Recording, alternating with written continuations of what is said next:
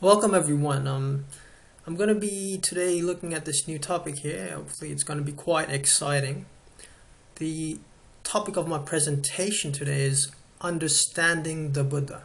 Right now, the Lord Buddha, I guess, or you could call him Siddhartha Gautama, or just Gautama Buddha. These various different names been prevalent across the societies, and it's quite. I mean, the teachings have been quite understood by the Western communities, and it's obviously prevalent in the East Asia area. But I guess there's only very few people who've really understood the real meanings, real teachings of the Buddha. Right? They've understood. Okay, his path was non-violent, and people understand he's peaceful. That sort of it's a great thing, but what's the implications and what's the real teachings behind them? We need to understand that. And so I guess without further ado, I might just begin, right? So what we need to understand is that before we really go into this concept of the Buddha, we need to really understand the the context, really the underlying context behind his birth. What was happening at that time. See, we all know that he was born in present day Lumbini, which is part of present day Nepal, right? And then it's sort of we understand that sort of thing, but then we need to really understand the context, really history. Obviously, he was born 500, well, like 560, around 563 BC, which is around probably roughly taking that that'd probably be around maybe around 2500 plus sort of years ago. But that's all fine. But that's we've sort of understood. But what's the real teachings behind it? What's this concept, esoteric concept of enlightenment, and is it really possible? Is it something that's there, or what? What's the why did he sort of teach that there was no quote unquote God, sort of thing? These are the teachings. That we need to understand this concept of the self, etc. So it's going to be quite interesting today, and let's just kind of begin. All right, so let's move to the next slide. Right. Now here, okay, what we've got here is this slide here. What I've done here is that I'm just trying to show you on the left here, we've got the slide here, right? So it's showing the different caste systems, And why is that particularly relevant here? What we need to understand is that at that time, say 560 BC, when the birth of Lord Buddha, there was actually this strong presence of this caste system, right? And so this was quite important, and we need to therefore we need to sort of look into this a bit more in detail. Okay, so what was happening was that back in those days, there was this this it's still prevalent today. It's pretty bad. Is that there is this caste system where some people by birth were deemed as untouchables, and some people were deemed as Sudras, Vaishyas, just by their birth, really. I mean, there was no action to that, but they were, as soon as they were born, they became this. What happened was that in ancient India, right, these caste systems, and they obviously got these gods, which is they wanted to be the superior, and then people had to order this rule. So as soon as you're born into this untouchable, you just became untouchable. You had no people would look at you bad outside, and you had all this negative morale. And this was obviously not the teachings of the Sanatana Dharma, of anything of the religious teachings, of the original teachings that was there. So these was just the broken up teachings, really, And then I guess so that was an important aspect there. And so basically what is happening is that people would be, have this conflict and always this, negativity going on. And, as soon as you're born in a higher caste, you would treat other people as badly, and there was this great imbalance. But if you compare this to modern day society, it's a bit different. What's happening is that the hierarchy level probably still exists, but on the top, it's not the Brahmins anymore. It's actually it's quite interesting. Now the people on top are the ones who actually are wealthy. So basically, there's no more concept of God, but it's all about money. So it's just about a hierarchy of money. So if you're born in a rich society, people tend to give you more sort of it's all about money. So these days it's a bit different. It's instead of the gods taking place now, people are worshiping people who are rich, sort of thing, and it's because of that imbalance. There's always going to be that imbalance, and as soon as there's an imbalance in society, no matter what, you will have all these various different conflicts, issues coming up. And okay, so that was one issue there, right? Yeah, so the second issue that was more prevalent at the time was this concept of animal sacrifice to the gods, because obviously the gods were on the top. So these guys used to believe, or I guess people on the top used to believe that, okay, we need to sacrifice quote unquote gods, and then that was also quite prevalent. So what was happening was that people used to sacrifice goats, etc., whatever they had. Pardon me. And yeah, so they used to sacrifice all these animals to, I guess, please the gods, and they had obviously forgotten the proper teachings, quote unquote teachings about peace and non-violence, and the basic concepts of how a society can proliferate, really, by working together, in harmony, sort of thing. All these things was forgotten. And because of that, I guess, then this was the underlying background there, which we didn't really care about. And then, so the time of the birth of the Buddha was particularly, I guess you could call this a divine plan sort of thing. I don't know. It was probably quote unquote, this divine plan. If you look in the actual, the stories of the Buddha, you see that the first 7 steps he took, there was this lotus flower sort of emerging. These are the mythology, mythology stories behind it. I guess a lot of people in modern day context, they think it's just quite blatantly stupid because it doesn't make sense. But I guess, I don't know, these things, let's just keep that as a myth, but I'm kind of a believer there, it doesn't matter. But anyway, we could see that this was a direct, I guess you could call it a direct consequence, or whatever it is, just happening at the same time. So his birth there was actually, quote unquote, right at that moment where all this conflict was happening, just like, it's ahimsa, violence, whatever, all this thing was happening there. So here, now the concept here is that if you had a prophet or sort of thing, or someone who was a preacher, but he preached something completely different, then only this concept would have changed. Otherwise, how would you change this negativity about this concept of God, right? So let's just look into this. So that's probably the background there. Now let's look at the next slide. So obviously we know that when he in his lifetime, he obviously had seen these the dead bodies and the sufferings and all these things, and then finally chose the path of renunciation, right?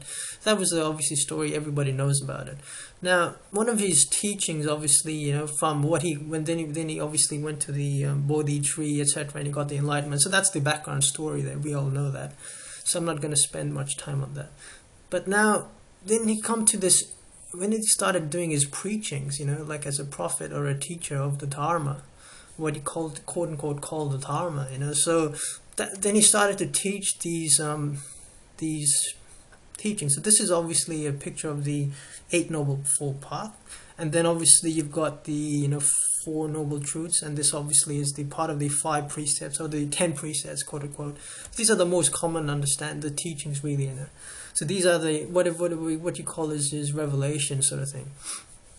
And so let's look at the first one. So it says, right view, right intention, right speech, right action, right livelihood, right effort, right concentration, right mindfulness. Yeah, these all are great teachings, right? So this was his basic sort of a teaching. So if you follow this path, you can become quote unquote happy, and so you can just live happily, live peacefully. And people started to follow his path quite substantially, And obviously the idea is that it also, later on, it was slowly influenced by other people, and like King Ashoka and all these people started to influence the teachings, and it sort of took over from, just from, I guess, northern India and present-day Nepal, and then so it just grew a bit into southern India as well, and from there, from Gaya, whatever, and then from there it went all the way to a bit up to East Asia as well, and then that's, I guess, the present day, how present day Asia has been influenced, East Asia has been influenced by the Buddhist teachings. But obviously they've quote unquote took it to a sort of different level to make him appear as a more of a East Asian background appearance, etc. That's personally, that's acceptable, that's not a problem. But what's happened is that people over time, what I'm trying to tell you is that over time they only take what they perceive to be, well, what they want to think it's right, and then they sort of neglect the rest of the teachings, quote unquote. Now, what's happening is that these are the teachings here, right? And then this is fine. Okay, observe refraining from killing any living beings, etc. Refrain from committing sexual misconduct. Refrain from telling lies. These are all good things. This is so basic if you think about it. It's not. It's so basic to me to actually think about these things. That what's so special about it? Like.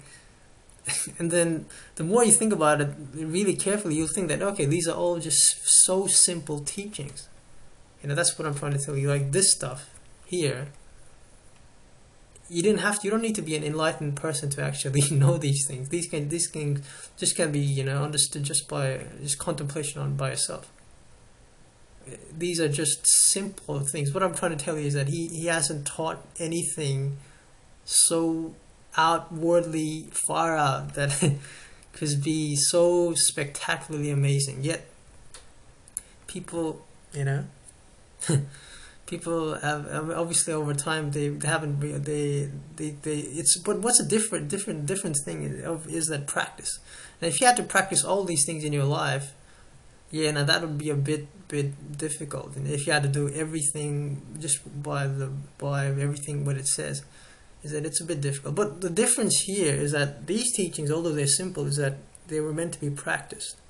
And people who didn't practice wouldn't benefit. And it's just a matter of, there was no more of that concept of quote-unquote God, where you worshipped him as a certain deity and you'd benefit anything. Because you could see it just was simple teachings and you could just benefit straight away in your own practical life.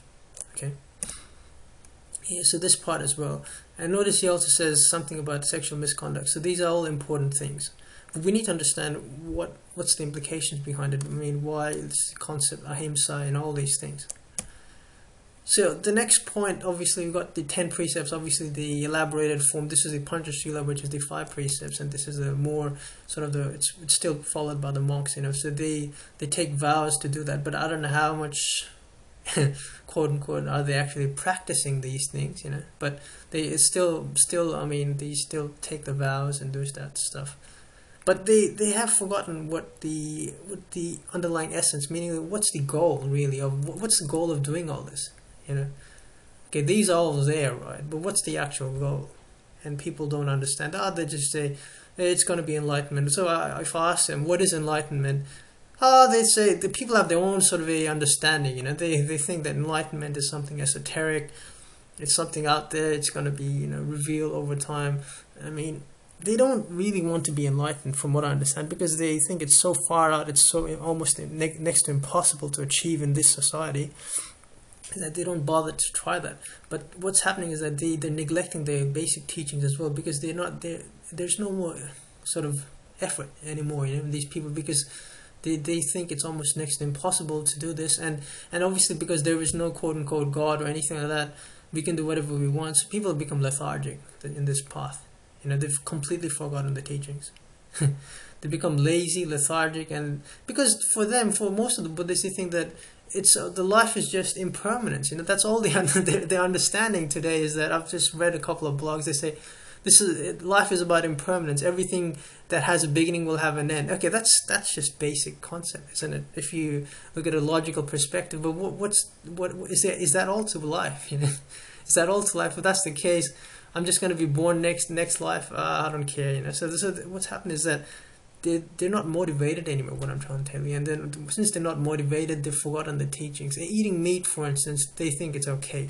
It's just because here it says, for instance, going back, it says refrain from killing any living beings. Okay, someone else kills the thing, so I can consume the meat, for instance. That's sort of a concept. The sexual misconduct, I don't know how much they're following that. Sexual misconduct does not really mean, for instance, action, but also implies to do with the mind. Okay, so all these things are very important there. But again, that's the thing, is that the practice isn't there, because it's just that there is no more faith, should I say, in the beliefs anymore, in the Dharma, Sangha, and the Buddha, whatever you want to call it. The faith or the belief system isn't there, and then just the atmosphere of the modern day has sort of changed humanity, should I say. So people are getting into more modern things, etc. The material attachments, should I say. Now let's just look again a bit more in the actual teachings, right? So this is quote unquote, actually I quoted this directly from the WordPress, Wikipedia, and it's on the one of the sutras, the text of the Buddhas. It's called the Mahayana Mahaparinirvana Sutra. So obviously the concept of nirvana is quite understood both in West and East. Concept of nirvana is that ultimate state of freedom, really, from the endless cycles of rebirth, isn't it? That's the whole concept of the Buddhism, is that you're born, you die, and you're reborn again, isn't it? That's the main concept. But let's look here what's it's actually saying, and then obviously they say that there's no quote unquote God, etc., because obviously that's the main difference. And then this is very acceptable in the West because they understand that they can't see anything as a divine sort of thing, so there's no such thing. Makes sense for them, so they've understood and took that fairly well. But what's the actual teaching? Now let's look at what it's actually saying. What is this self? Any phenomenon that is true, real, eternal, self-governing, and whose ground foundation is unchanging, is termed the self. Okay, so it's all about this quote unquote the self. The self is the teachings, really one of the main teachings. The self is the Atman, isn't it? The Atman, he's actually used the word Atman in Sanskrit. The Atman, but the interesting thing is the Atman is was not a new word, even at the time of the Lord Buddha's birth. The Atman was there way back, okay? Say, back in the Upanishadic teachings. Now, Upanishadic teachings really stem about, it's about the Vedantic teachings, Upanishadic teachings. These were there thousands of years ago, okay? These teachings are still there. They've been taught, it's just been taught by Guru Shishya Parampara, means like a... But that sort of teaching, what I'm saying is that these Upanishadic teachings in ancient India has been taught since thousands of years, even before the birth of the Buddha. So probably even before the birth of Krishna or before the birth of Rama, these Upanishadic teachings or the yogic teachings have been there since dawn of time. You see, that these are the great little teachings about the Atman and all these things. And we'll look into that in the next slide, okay? And compare what the actual teachings were. So in here, obviously it says, it just goes into this concept of the self, right? And then the next important thing that I'm just going to explain about, I've looked at, is that it says, in the Mahaparinirvana Sutra, it says the Buddha also speaks of the affirmative attributes of nirvana, okay? And this is the actual quotes that I've used here. The eternal bliss, the self, and the pure. That's what it says, okay? I'm not lying, I'm not making things up. It's just taking as whatever as it says as it is. The Mahayana Mahaparinirvana Sutra explains the self signifies, okay, I'm repeating that again, the self signifies the Buddha, okay? So when people says Buddha, what does that really mean? The Buddha means the self, okay? Now you need to understand that the Buddha, when he says, I am the Buddha, I became the Buddha, what does that mean? Right? People don't understand that. Now I'll try to explain what's going on. The eternal signifies the Dharmakaya, and the bliss signifies nirvana.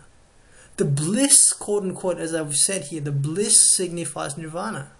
Okay? And I'll show what this bliss really means. Okay? And the pure signifies the dharma. Okay? The pure signifies the dharma. And for people who don't believe me, there's also a link I've put here that will take you to the Mahaparinirvana Sutra. Well, it's a translation really on the PDF form for people who want to read it further.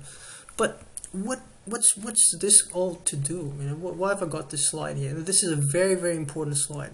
Okay, the self signifies the Buddha. So the Buddha is the Atman. Obviously, the self says the Atman. Now the Upanishadic teachings is almost the same. It says the Atman is the self. It's the same thing. So what's happening is that the Lord Buddha's birth was to actually revitalize, I guess, the word of the ancient teachings that was always there. It's in the part of the Sanatana Dharma. What I'm trying to teach you is that the Sanatana Dharma and the teachings of the Buddha are not that different at all. They're always the same. Any sort of a master comes there, like Christ, for instance, over time, 2000 AD, 0 AD, which is, 0 AD, 0 AD. I mean, whatever time, whenever time these great teachers come, they come with their purpose. What I'm trying to tell you. And the purpose, regardless of anything, the teaching is always the same. But what happens is that over time, humanity, tries to interpret the teachings in their own particular way, and they divert from the actual teachings and they make their own sort of a text, sort of thing. For instance, sometimes the text could be interpreted differently, etc. And then people today have no understanding. What I always have conflicts with all these Buddhists, quote unquote, they call them Buddhists, is that they do not understand the teachings anymore. They think that there is no God, for instance. But whoa, hold on. What does God mean? Now, if you look into the next slide here, it says the God is defined in 3 terms. Sat Chit Ananda, right? Existence, knowledge, bliss. It's used the word bliss right here. Ananda means bliss. Ananda means bliss. So bliss means nirvana. Nirvana means ananda. Similar thing. Okay? The self signifies the Buddha, right? The self, if you look in the next slide, in the Upanishadic teachings, what does the self mean? They've used the same word, Atman. The Atman is the same as Brahman. Okay? But so the teachings haven't changed. What I'm trying to tell you is that the teachings haven't been changed in ancient India, in that part of the area. But what's happened is that this whole new concept of Buddha, the teachings of the Buddha, is just for people to follow the path in a more pure manner. It's just sort of, I guess, the divine just guiding humanity to follow, or just say divine, or whatever you could say, to nature, to cause reality, whatever you call it. It's just telling to bring the teachings back from time, to just purify the teachings back again. To just purify the ancient teachings about, say, okay, there's no more God anymore. There's no need to believe, I guess, in a divine perception, but to see the reality within, which has always been the ancient Upanishadic teachings for, I guess, the concept of the yoga, which has been there for a time, The Upanishadic teachings of, I guess, Raja Yoga, I guess that's one of the more important teachings, again, out of yoga. So, what I'm trying to say is that it's nothing that, I guess, from what I understand, the Buddha's teachings were something spectacularly out there, was completely different. But it was just about getting those ancient teachings back to reality, because Sanatana Dharma just means eternal, it's always been there. These eternal truths are always there, and it's just a matter of revitalizing the essence of those things, so that to proliferate humanity in a more peaceful direction, as opposed to creating these conflicts, I guess. Okay. And that's the essence where the Upanishadic teachings is Atman is Brahman, but the idea is that Atman is not Brahman until you've purified yourself, So basically the self, in order to become the self, you have to purify yourself. You at the moment you're full of, I guess, ego, etc. And you're obviously not equals to Brahman, so you're not the same anymore. So only through, I guess, yogic practices and all these teachings, actually part of yoga anyway. There's no difference between the Buddhist teaching. Buddha was a yogi, you could call him the same thing. And then once you've, quote unquote, purified your mindset, your consciousness, and you purified your heart, you'll realize your true essence, which is actually the same as the infinite essence, infinite consciousness. So and then that's the union, which means yoga. So that's the understanding, and this part is still existing, which is a good thing. So people who really want to understand Buddhist teachings, you can follow it through yoga. Still, it's not that different. It's almost the same teaching. So people who follow yoga are also quote unquote Buddhist. It's just the same. The concept of becoming these different religious divergence over time has just brought humanity to confusion. That's all. Obviously, the teachings of the of yoga is to obviously awaken the self, the same thing, Atman, awaken the Atman. And then to awaken the Atman, you got to purify yourself. So that's why you have all these restraints that the Buddha teaches you. And, all these restraints will, these all are material attachments, material illusions, etc. So in any religion, any path, any philosophy, the idea is the same, really, to awaken the true self within. And that's the guru is also the within as well. So people who want to really follow this, you can probably use Raja Yoga as a guide, and follow these different steps. I guess yama, niyamas, asana, pranayama, which is to do with the breath, because you actually have to improve the breathing habits, because your breathing is important, your diet, etc. So once you practice all these things, it'll lead you to a state known as samadhi, which is already been said by Patanjali thousands of years back. So so once you attain the state of samadhi, it's just like the fruit of your efforts, and the fruit is the blissful awareness, as it says here, which is known as also the super consciousness state, the bliss of God, for instance. So this is the same concept of known as self-realization. The self-realization is a bit different, because it's about attaining that final stage of enlightenment where one is completely free from all this thing. But the idea is that this is a path that will lead you to there. Okay, people who think, where is that path? Where is this esoteric path of the forgotten teachings of the Buddha that will take me to that stage of enlightenment? And this will take you there. That's what I'm telling you. And if I follow this path, I do a little bit, not to a great extent, but this works. This works like a charm, because these are the quote unquote essence. No matter whatever religion you follow, it doesn't matter. From Islam to whatever, Christianity, whatever, it doesn't matter. This path is like it's like a recipe, So if you want to cook something really nicely, you need to follow a recipe, right? Or sometimes, there's a probability that randomness, you could just make it right. But okay, people know that we make mistakes. So there are people who've already been enlightened back days ago, even way before the Buddha. And these teachings are always there. And I guess the modern day, there's probably people have heard of a person called Babaji, and Babaji is taught the great ancient Kriya Yoga. He's brought that back to life. But there's no difference between Kriya Yoga and this path of Patanjali Yoga Sutras. Those who follow Kriya Yoga probably will understand that Kriya Yoga and Raja Yoga is very almost the same. It's very similar. These basically, Babaji is also great. I mean, he's one of the greatest enlightened yogis that has always been there over time, and he's just assisting humanity over time to awaken the true self by following these paths, this great path. So this is a eightfold path as well. 3, 6. Can't think about it. It's just you count the numbers 1, 2, 3, 4, 5, 6, 7, 8, and the 9th is yourself. So this is a path that will lead you there, and it works like a charm. For those who are really keen, you should definitely follow this path. If there are people who teach you all this other stuff about different meditation practices, if it's not based on these teachings, which is quote unquote like the essence of the Buddhist teachings, then you're actually not on the right path. This will lead you there, and this has led me to quote unquote state, I guess, a little bit to experience that bliss. I know that this works.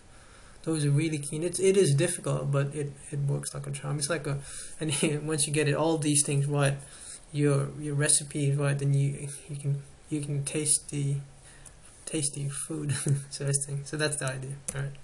So basically, the idea is obviously there, and then the yogi sees the Paramatman, which is the Atman that exists in everyone's heart. So the same thing, the God realization, quote unquote, same thing. And the concept of God, etc., is to be experienced practically, not some random esoteric thing. It's something to be experienced, and it's to be there. And the masters have been there to enlighten humanity. This is the path. And out of all this, obviously, detachment. So the two things that are most important out of all this is vairagya and abhyasa. Abhyasa means practice. Vairagya means Abhyasa means practice. Yep, consistent practice, consistent practice, and vairagya means detachment. Practice and detachment are the key essence. But these, if you go into Google, you can understand it. You can start practicing it straight away. It leads you to great states. Now, obviously, and people ask me how, people think how can they meditate in this day and age? It's confusing. Oh, I can't meditate anymore, etc. Well, the answer to that, you can look at this guy. Obviously, probably in the ancient days, you could just, everything was quote unquote calm and peaceful. There was not many people, things like that. And today, obviously, because of the dawn of civilization and urbanization, man has obviously got a lot of stuff, like pollution, garbage and sound pollution, this, whatever you call it. Everywhere you go, it's all this rubbish going on in urbanization in the cities, etc. Chaos.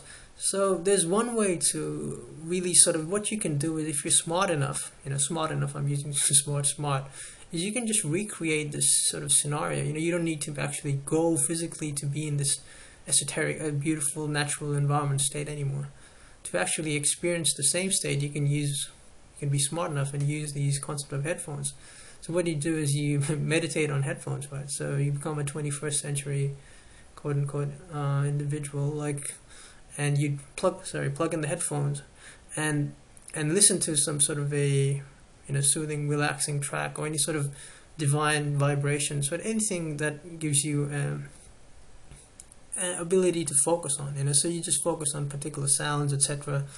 And the most important thing about this meditation, or you need to do, is actually, it's called it's a self-awareness sort of meditation, so, but you won't be sort of focusing on anything else, you just focusing on one particular, you're focusing on nothing really. The thoughtless awareness meditation, that's what it's known as, this concept of meditation. That's sort of, it's been there forever, it's always been there. Thoughtless awareness meditation means you don't think of anything, right? So you could focus on a particular point, I guess near the Ajna chakra or something like that, which is located right here. Or you don't have to think of anything. The idea is that you don't think of anything. So the concept is thoughtless awareness. You just become aware of something, and that's all you need to do. People have all these different meditation practices they do, and there are different branches, this and that. Absolutely not essential, because as soon as you focus, as soon as you become aware and your focus is there, and you can continuously meditate for hours or something like that, the natural bliss that is within sort of awakens. But the bliss only awakens when all practices are there. So it's not about just meditating, but as I said, you need to follow this in your whole day life, everyday life, every moment. Your thoughts have to be purified, and your actions have to be purified, and it's a consistent process. You can't just purify action one day, because you've always got this negative karmic baggage from years and years of existence. So you've got to purify. So it's different. So people who naturally have a pure heart are already in a good path. It's easier for them to awaken this state of bliss, right? So a person who's already full of negative garbage, negative bondage, if you are, and you're always tensed, and you're always angry, etc., then you've done a lot of bad things, then it'll take time, because you've got a lot of negative baggage. Everyone is not the same. It's true. We need to admit that fact, that everybody is not the same. Some people are smarter than others, these or that, but that's just not important. What's important in the meditation and spirituality is the ability of the individual to get rid of all the garbage, negative nonsense and karmic bondage, garbage and negative energies. And that's the way to do it, but the more you practice, the more you can purify yourself, and it will take some time, but you'll definitely get there. And I have obviously got to some level, not too much, but I can guarantee that this works like a charm. That's all I can say. And okay, all the best. God bless, and hopefully you do well with your practice. Thank you.